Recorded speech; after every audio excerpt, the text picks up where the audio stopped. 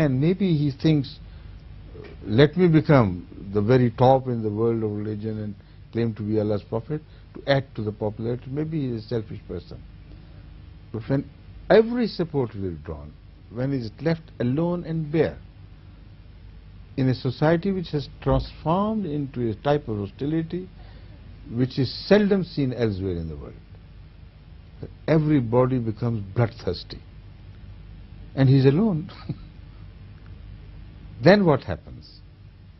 If he had been a false man, he would immediately withdraw his claims, like the politicians do. If a statement is attributed to them, which they think would make them popular in the sight of the people, and then suddenly they see the negative reaction strong, it's very strong negative reaction, and they, oh God, what we had done. We made a statement which was not popular. So you know, next morning the statement appears. It was not this which I said, it was that which I said. It was not this, it was that. But they can't prove it. Sometimes this is done also by people who are true, but they have full proof.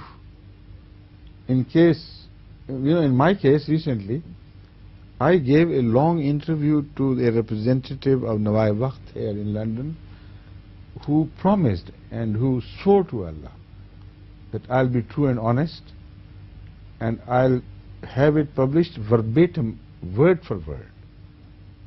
So I said, all right. He took the interview and completely changed it and made a small statement which was so vicious that it created an extremely negative and wrong image of Ahmadiyya and myself. And then I had to issue a statement of contradiction, because I had the proof with me. You see, I had got this interview fully recorded, and I have that tape. And I threatened the paper, if you do not immediately publish this statement, then I'm going to have this tape played in the MTA, and you can't stop it. So next morning they published that statement of negation. I'm just telling you, sometimes it happens that they attribute false things. But this is a different story. When they make a claim, the uproar against them is so threatening that if the true prophets of Allah were not true, if they were like the ordinary politicians, they would immediately eaten their words and said, look here, forgive us, for God's sake, this is not what we meant.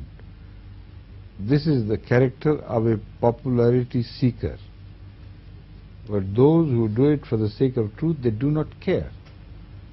No, they look at their past, popular past, and look at the unhappy, apparently, the most unpopular future, and they prefer to belong to future, because in this happiness lies the happiness of Allah. What better proof could we require? But the blind do not see. First let it translate, and then I'll apply it to Masih Maud alayhi salatu wasalam.